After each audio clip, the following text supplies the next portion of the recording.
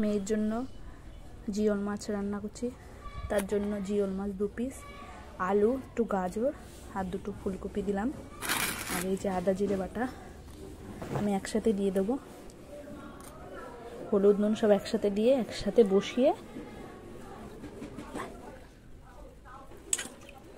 কোনো মতো নুন, একবারে হলুদ,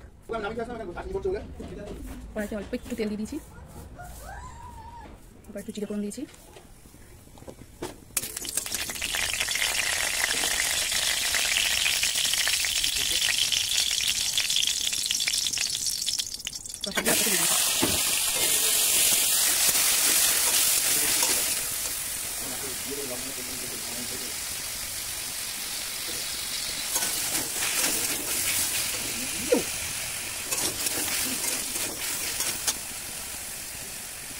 মশলা কষানো হয়ে গেলে জল দিয়ে দেবো, জল দিয়ে দেবো, সেদ্ধ হয়ে গেলে নামিয়ে দেবো।